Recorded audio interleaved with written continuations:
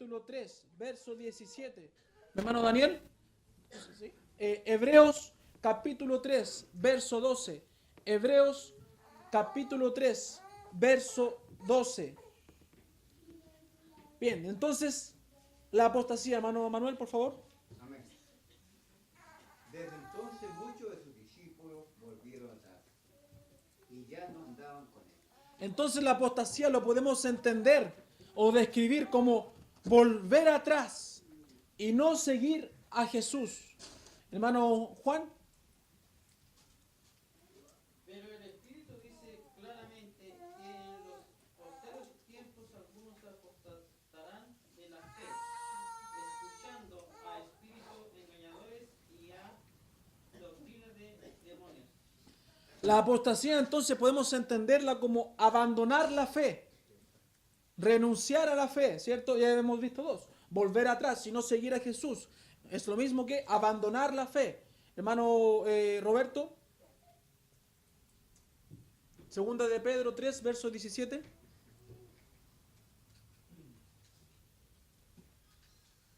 Así que vosotros, oh amados, sabiéndolo de antemano, guardaos, no sea que arrastrados por el error de inicuos caigáis de vuestra firmeza.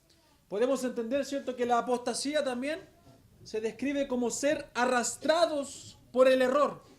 Somos engañados y abandonamos la fe correcta. Mi hermano Daniel, Hebreos 3, verso 12. Mirad, hermanos, que no haya en ninguno de vosotros corazón malo e incredulidad para apartarse del Dios vivo. También entonces lo que logra, y al igual que las otras, es apartarse del Dios vivo. Entonces podemos entender que apostatar de la fe es abandonar la sana doctrina, abandonar a Dios y volver a lo que era antes, ¿cierto? Ser como un perdido. Las causas de la apostasía pueden incluir, ¿cierto?, la enseñanza de falsos maestros. Hermano Jorge, por favor, ayúdame con Mateo 24, 11. Hermano Felipe, por favor, ayúdame con Gálatas, capítulo 1, versículos 6 y 7.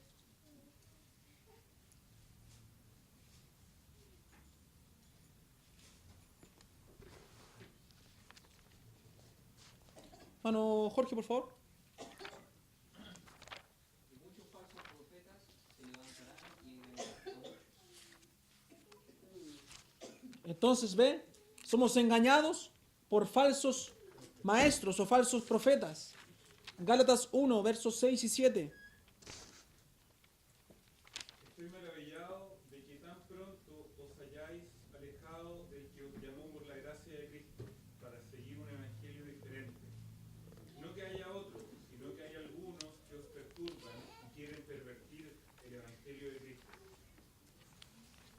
Tenemos segunda de Pedro 2, verso 1 y 2, también dice, pero hubo también falsos profetas en el pueblo, como habrá entre vosotros falsos maestros, que introducirán encubiertamente herejías destructoras y aún negarán al Señor que los rescató, atrayendo sobre sí mismo destrucción repentina. Y muchos seguirán sus disoluciones por causa de los cuales el camino de la verdad será blasfemado. Judas 3 y 4 dice,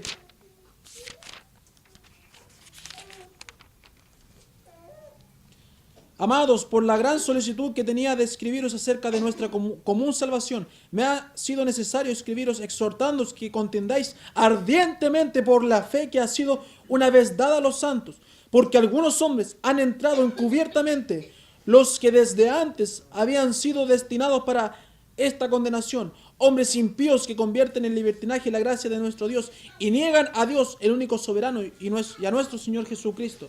Y también tiene 2 de Timoteo 2:17, ¿cierto? Van a haber falsos maestros. Está profetizado, está escrito, está estipulado.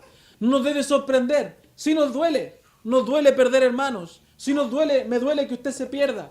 Sí me duele que usted quiera apostatar, quiera renunciar, quiera abandonar la iglesia.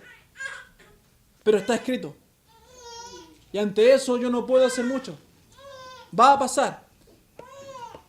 También las causas de la apostasía tienen que, si leemos segunda de Pedro 2, verso 18 al 20.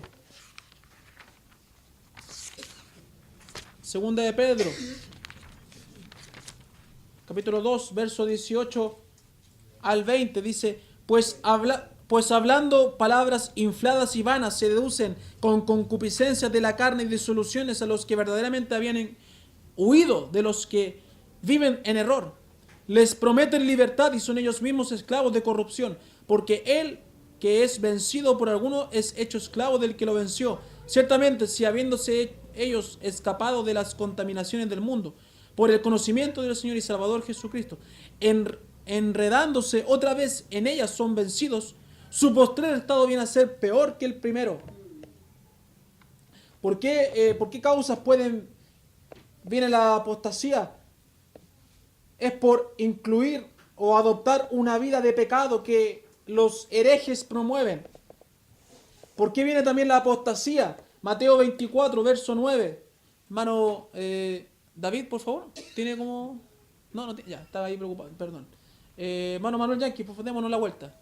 Mateo 24, verso 9. Hermano Juan, Lucas 8, 13. 24, verso 9 y Lucas 8, 13. Entonces os entregarán a tribulación y os matarán, y seréis aborrecidos de toda gente por causa de mí. Lucas 8, 13. Los de sobre la piedra son los que, habiendo oído, reciben la palabra con gozo, pero estos no tienen raíces, creen que por algún tiempo y en el tiempo de la prueba se apartan. ¿Se fijan por qué viene la apostasía?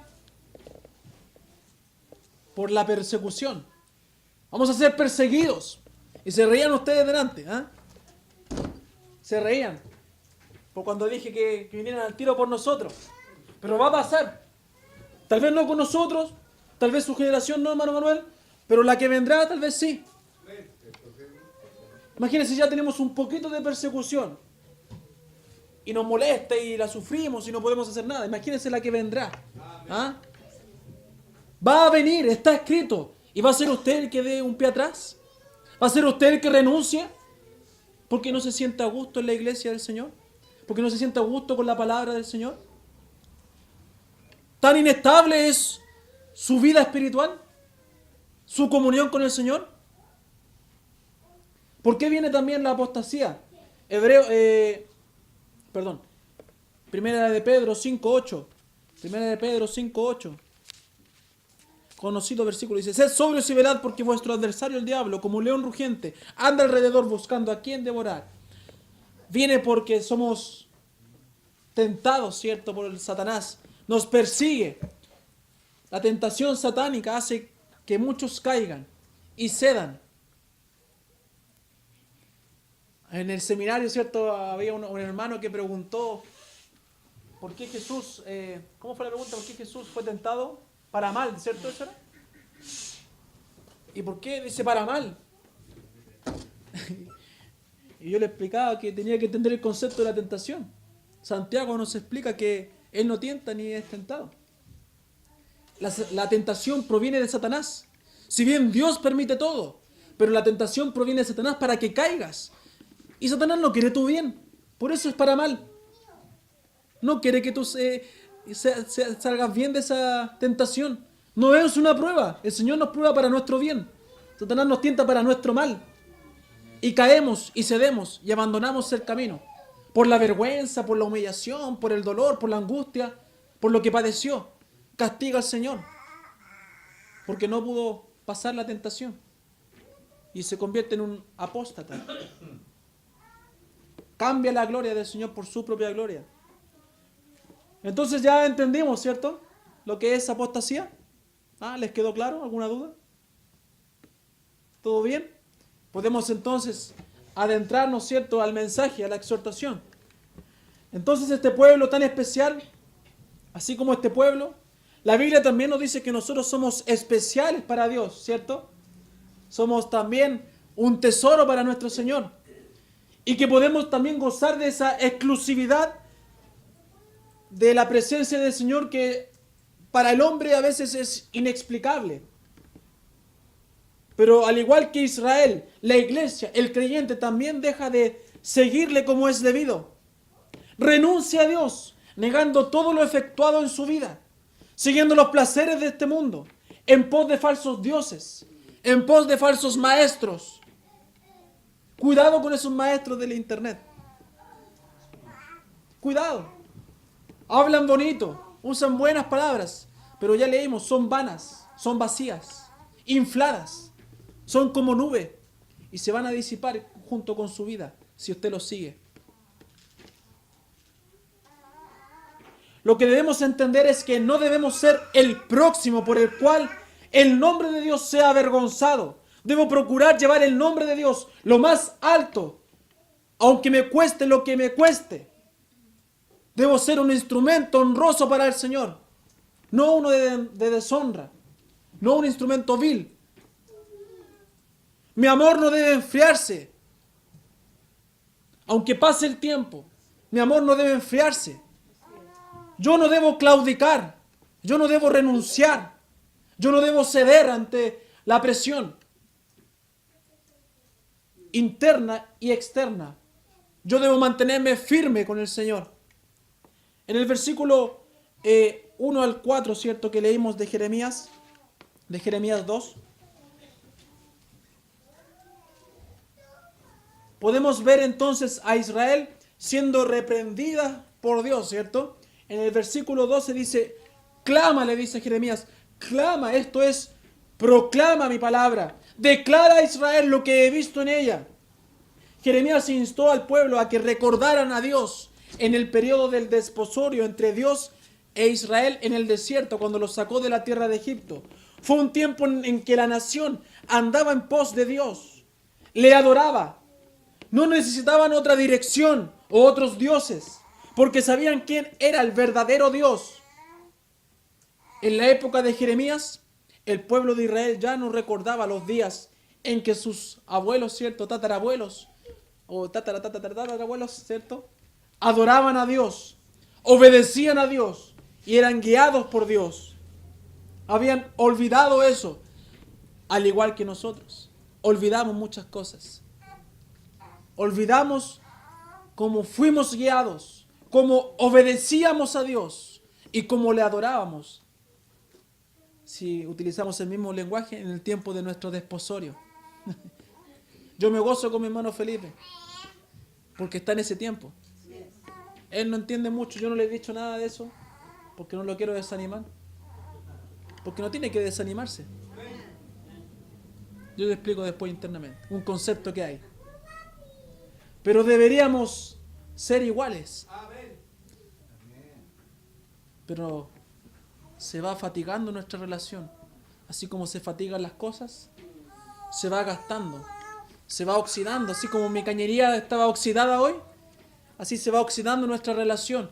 ¿Y sabe qué pasó? De un día para otro se hizo un piquete y salió un hilito de agua. Y hoy día mi hermano Jorge me empezó a ayudar, me fue a auxiliar. Y tocó nomás la cañería, la tocó. Y se hizo otro piquete. Hubo que entrar a picar. Estaba oxidada, podrida por dentro. Así se pone nuestra relación con el pasar del tiempo.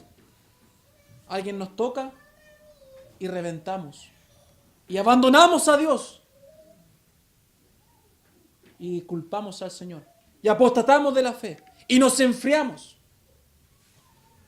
Fíjese usted, hermana Marisela, cómo llegó, o las demás hermanas que me comentaron, que evangelizaron. ¿Debería ser algo extraño para nosotros? No, debería ser algo común. Y que la novedad fuera otra. Y sentirnos orgullosos fuera por otras cosas, porque esto debería estar incorporado en nuestras vidas. Pero nos vamos oxidando en nuestro servicio.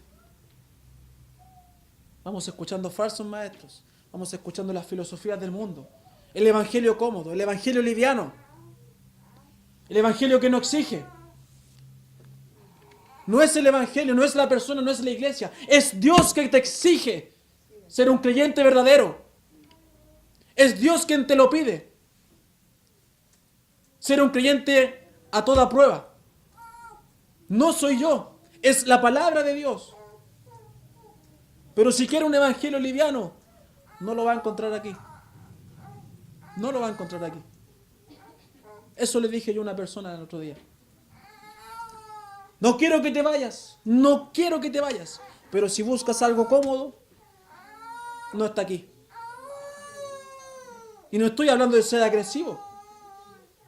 No estoy hablando de ser autoritario, dictador, para nada. Estoy hablando de mencionar la palabra con libertad y con autoridad. Como Dios hablaba. El primer punto que vamos a ver hoy es una pregunta de Gálatas 5, versículo 7. ¿Quién os estorbó, hermano mío? ¿Quién os estorbó? Gálatas 5, verso 7.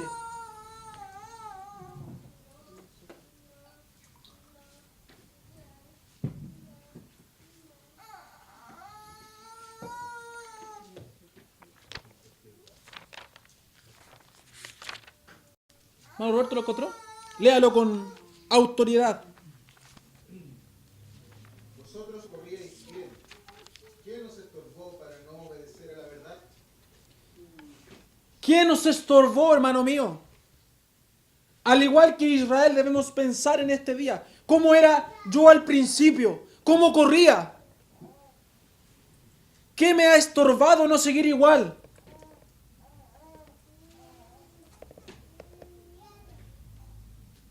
Si bien sabemos que todos vamos cambiando, ¿cierto? Con la vida. Las fuerzas no son las mismas. El tiempo no es el mismo. Pero ¿qué me permite retroceder en mi vida espiritual en vez de avanzar? Mi avance tal vez no será el mismo que un joven de 20 años. Pero será avance igual. Pero muchas veces el paso del tiempo nos hace retroceder y olvidar lo que Dios hizo en nuestras vidas. Por eso el amor se enfría. Por eso llega la apostasía a mi vida. Las dudas llegan, la incertidumbre llegan. Llega la incertidumbre de querer seguir en este camino tan difícil. Si tomamos el texto de Gálatas y nos hacemos la misma pregunta, sin duda encontraremos respuestas y factores externos que nos hicieron, en vez de correr, caminar. En vez de caminar, retroceder y tropezar. Pablo usa la imagen de una carrera, ¿cierto?, para describir la vida cristiana. En diferentes epístolas, Pablo habla de una carrera, ¿cierto? Usted se lo sabe. En el versículo 7, ¿cierto?, nos muestra esta imagen de una carrera que era una de las ilustraciones favoritas de Pablo. Para él es una carrera que demanda seguir las reglas y la disciplina divina para poder terminar y así obtener un galardón. Los Gálatas estaban corriendo la carrera espiritual muy bien. Pablo los dejó y ellos estaban corriendo animados, siguiendo el evangelio que les encomendó Pablo. Pero vinieron los falsos maestros. Cuando Pablo los dejó, vinieron los falsos maestros para estorbarlos. La palabra griega exkokto, que se traduce estorbo, era una palabra que se usaba en el ejército antiguo y tenía el significado de poner un estorbo o destruir una carretera o camino. En el contexto que Pablo lo usaba, era cuando un corredor corría, valga la redundancia, ilegalmente y se ponía enfrente del otro, haciéndolo tropezar, causándole estorbo. Por causa de este estorbo, algunos de los de Gálatas, ¿cierto?, de Galacia, ¿cierto?, Galacia, habían caído en otra clase de evangelio y otros estaban a punto de caer, a punto de tropezar. Pablo hace una pregunta retórica: ¿quién os estorbó?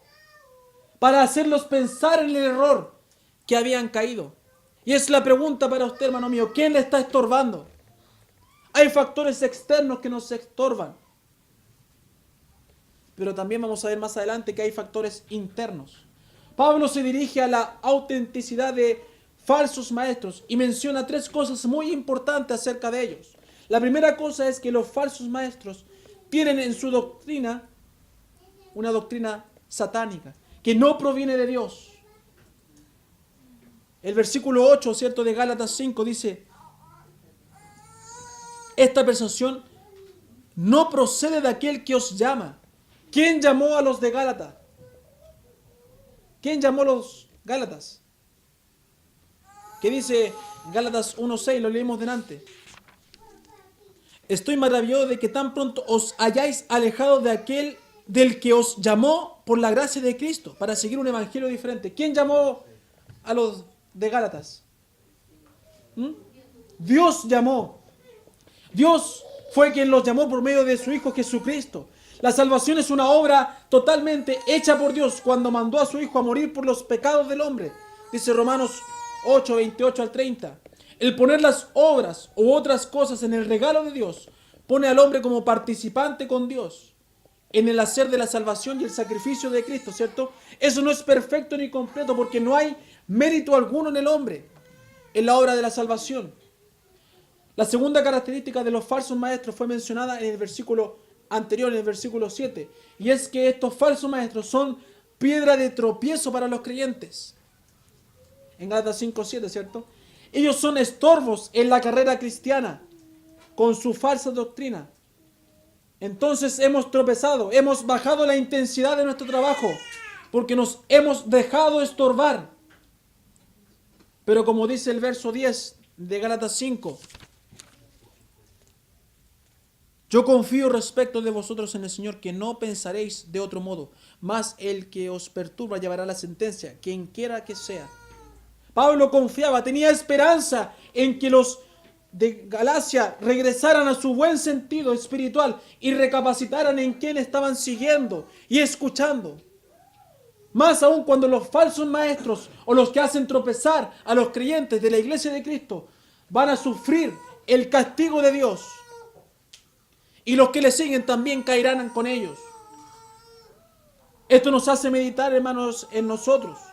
Y nos hace exhortarnos a volver a correr, a caminar a paso firme en los caminos de Dios. Que los factores externos no me hagan ceder en el Evangelio, por el cual fui llamado a servir y amar. Puedes levantarte hoy. Solo debes escuchar a quien es debido. Debes correr.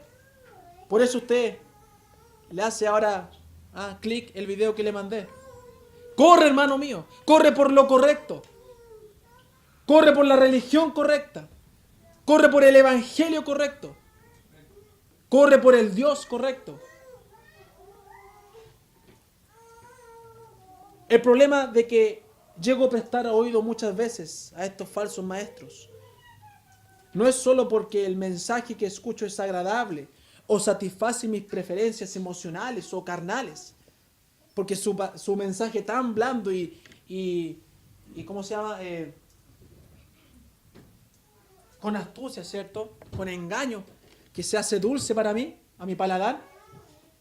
No es solamente por eso, sino porque también es porque en mi vida hay factores internos que necesitan ser satisfechos, pero lamentablemente no lo son. No son satisfacidos espiritualmente si dejo de hacer lo correcto, dejando al Dios correcto, dejando la enseñanza correcta. Nunca van a ser satisfacidas mis necesidades espirituales, físicas o emocionales. Si lo hago por mi propia cuenta, si busco lo que me acomoda, como lo hizo el pueblo en el tiempo de Jeremías, que buscaba lo que le agradaba. ¿Por qué el pueblo se apartó de Dios? Letra A.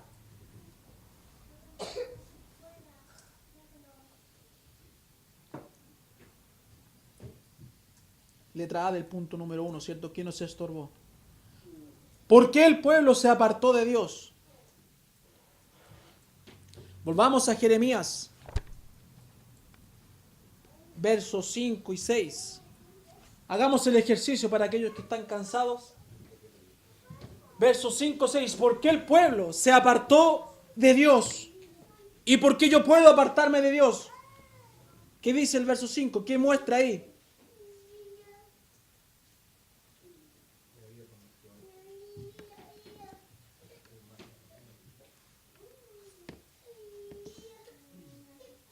Haga el ejercicio, no se desconcentre, haga el ejercicio. ¿Qué factor interno hubo en el pueblo para apartarse de Dios?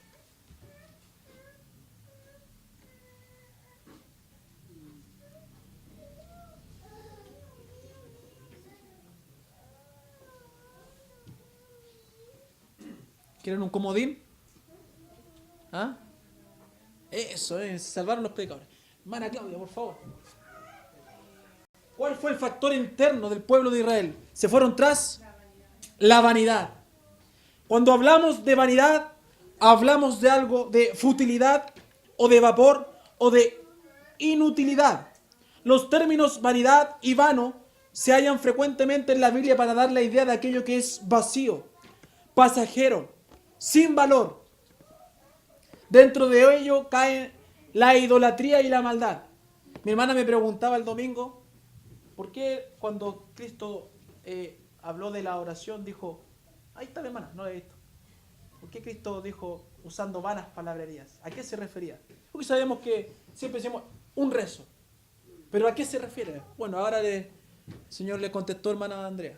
A pesar de que ya le había contestado, pero contextos, estamos hablando de algo vacío. Por eso el rezo es una vana palabrería, porque es algo vacío. Es vapor, ¿cierto? Pasajero. Entonces dentro de ello cae la idolatría y la maldad, como cosas que no solamente son malas, sino además vanas y vacías. También denotan falsedad. El principal término hebreo traducido para vanidad es evel. Se escribe efgel. Literalmente un soplo de aire o de la boca. Se usa en un contexto, ¿cierto?, para la adoración de ídolos. ¿Qué dice? ¿A dónde quedamos en la lectura, hermano Roberto? Hermano Daniel, Primera de Samuel 12:21. Hermano Jorge, Primera de Reyes 16:13. Hermano Felipe, Salmo 31, verso 6.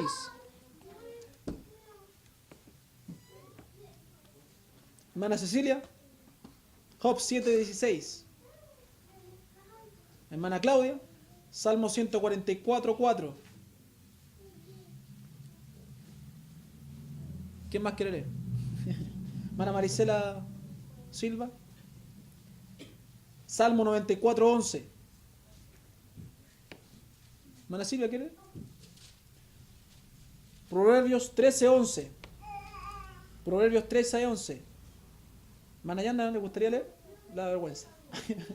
¿No? Eclesiastés 1, verso 2. Eclesiastés, verso 1 y 2. Y después puede leer también al tiro el capítulo 4 y 7. Téngalo ahí a mano. Hermano Manuel Yanqui. Romanos 8:21. ¿Tiene su versículo? Yo ya perdí el orden. Romanos 8:21. A ver, hermano Juan, Efesios 4:17. Vamos a leer harto hoy día para ver toda la enseñanza general. Efesios 4:17. Hermana María, Tito 1:10. Tito 1:10. Yanina, Hechos 14, verso 15. Hechos 14, verso 15. Y a hermana Anita, Juan 10:10. El Eclesiastés era el capítulo 1, verso 2. Y el 4:7, hermano. 4, verso 7. Ok, ustedes saben el orden. Entonces, ¿quedó alguna duda? Ok, ¿dónde quedamos entonces?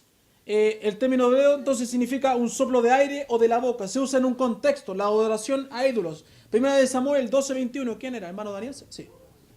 No os apartéis en pos de vanidades que no aprovechan ni libran, porque son vanidades. Amén. Primera de Reyes 16:13. ¿Quién lo tenía? Primera de Reyes 16:13. Por todos los pecados de Baasa y los pecados de Ela, su hijo, por los cuales ellos pecaron y hicieron pecar a Israel, provocando a enojo con sus vanidades a Jehová, Dios de Israel. Salmos 31, verso 6. Aborrezco a los que esperan en vanidades ilusorias, mas yo en Jehová he esperado. Entonces la vanidad se usa en un contexto de adoración a ídolos. Adoración a nuestros ídolos que tenemos. Todo eso es vanidad. También se usa en el contexto de cuando se habla del hombre y a sus días sobre... No, perdón, acá no me quiero emperrar, no me quiero equivocar. Sí, del hombre y a sus días sobre la tierra. Job 7, verso 16.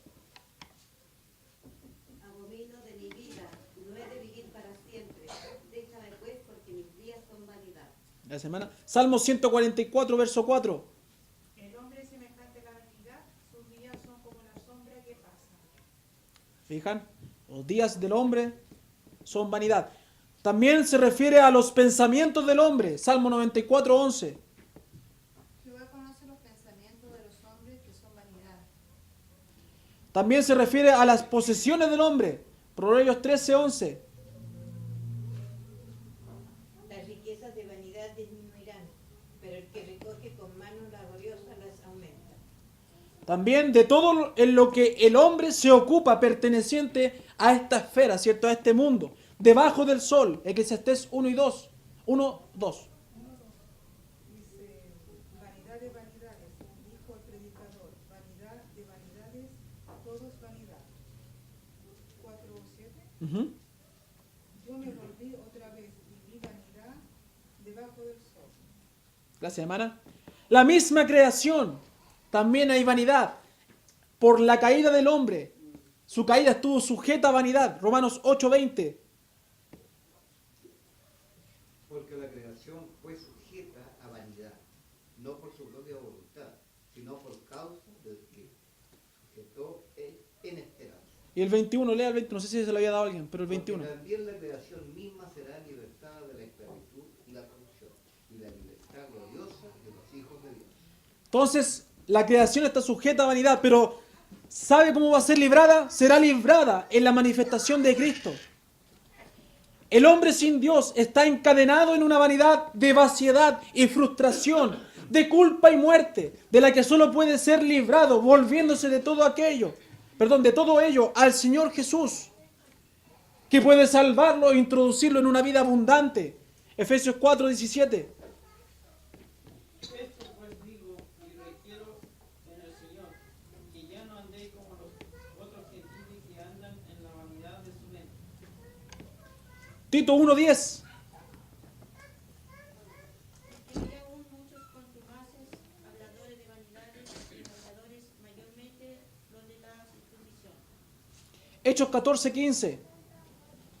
Diciendo, varones, ¿por qué hacéis esto? Nosotros también somos hombres semejantes a vosotros, que os anunciamos de estas vanidades, os convirtáis al Dios vivo, que hizo al cielo y la tierra, el mar y todo lo que en ellos hay. Juan 10:10. El ladrón no vino sino para hurtar y matar y destruir.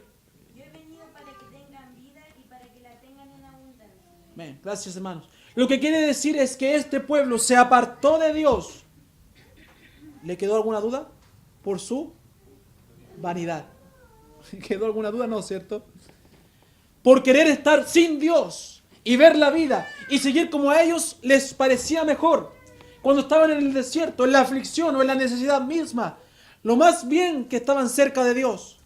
Pero una vez ya cómodos en la tierra prometida, comenzaron poco a poco a estar sin Dios, a alejarse de Dios e ir en busca de sus deseos, de sus pensamientos, incluyendo dioses y maestros falsos en su hábitat. El problema es que tanto los dioses que seguimos o los maestros que escuchamos son vanos.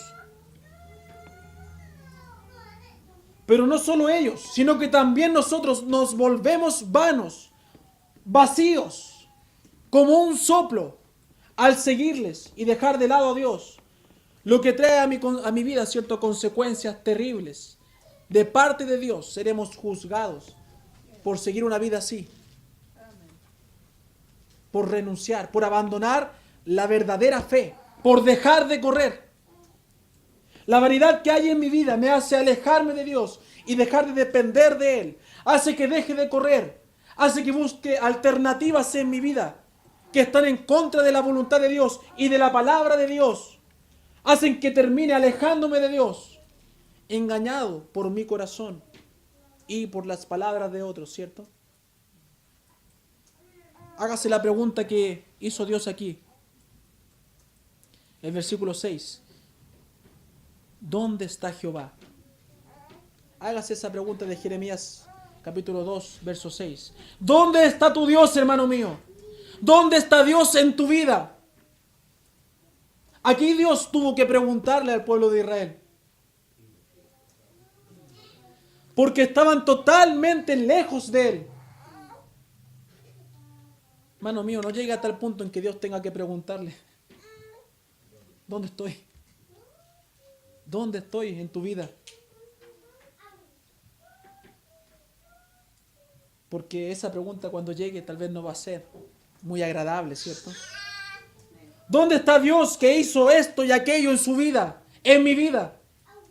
Si enumeráramos las cosas que Dios ha hecho en cada uno y honestamente las pusiéramos en una balanza contra lo que el mundo a usted le ha dado, honestamente, ¿usted seguiría igual como está viviendo ahora? ¿No le ha dado Dios más cosas por la cual renunciar al mejor a los placeres del mundo? Entonces, ¿por qué no empieza a correr nuevamente, hermano mío? Y deja de ir en tropiezo tras tropiezo. ¿Por qué no deja de satisfacer su vanidad, sus necesidades? Y se preocupa de lo que Dios quiere y espera de usted. ¿Por qué no se preocupa de lo que Dios quiere y deja de preocuparse de lo que usted quiere? De lo que usted necesita. De lo que usted anhela. Porque la palabra de Dios dice que mi Dios pues suplirá todo lo que os falte. Si andamos en sus caminos. Si corremos en sus caminos. Él sabe realmente lo que necesito. De Jehová también dice la Biblia son los pasos del hombre. ¿Cómo vas a entender el hombre? ¿Cómo va a entender el hombre cómo caminar? Proverbios dice que el camino del hombre es engañoso, ¿cierto? Y lo lleva a un camino de muerte. Hay otros factores más que vamos a seguir exhortando, ¿cierto?, en nuestra vida. Esta es la introducción. Este es el primer punto. Aún nos queda mucho más de analizar del verso 1 al 13. Llegamos hasta el 6. Pero voy a repetir la conclusión que viene más adelante para que usted la deje en su corazón, hermano mío, y la practique desde ya. Mano, corre la carrera de Dios. Corre como corrías antes. Corre, hermano mío. Levántate y toma tu cruz y siga a Cristo para que no termines corriendo en contra de Dios. Corre con Dios y no en contra de Él. ¿Ven? Que el Señor bendiga su palabra. Seguiremos la próxima semana.